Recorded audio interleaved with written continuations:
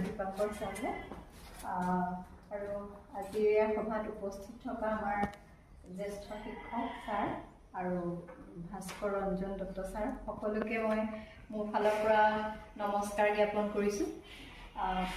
আজিৰ পৰা 13 পৰা 15 অক্টোবৰলৈকে মই গুৱাহাটীলৈ গৈছিলোঁ FLNৰ KRP হিচাপে ট্ৰেইনিং ল'বলৈ লৈ আহিলোঁ। তাৰপিছত 2টা ফেজত ট্ৰেইনিং দিছোঁ আৰু সেই তেতিয়া মানে TLMৰ ওপৰতে আমাৰ বেছিভাগ এবাৰ দিয়া হৈছিলে কেনেকৈ প্ৰপাৰ ইউজ অফ TLM, কেনেকুৱা ধৰণৰ TLM হ'ব লাগে, TLM কেনেকুৱা মানে ল' কষ্টৰ কেনেকুৱা বনাব লাগে সেইখিনিৰ ওপৰতে দিছিলে।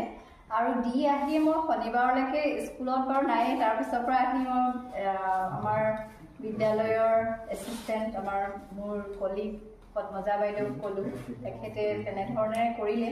কাৰণ আমি ট্ৰেইনিঙত থাকোঁতেই নিৰ্দেশাৱলীখন আহিছিল গাইডলাইনৰ আৰু সেই তেতিয়াই মানে কোৱা হৈছিল কেনেকৈ কৰিব লাগে, কি কৰিব লাগে।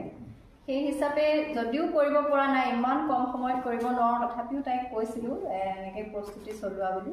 তেনেকৈ আমি আগবাঢ়িছিলোঁ আৰু আপোনালোকৰ সকলোৰে ইমান ধুনীয়া ধুনীয়া TLM দেখি পেলাই মানে অভিভূত হৈ পৰিছোঁ, ইমান সুন্দৰ হৈছে।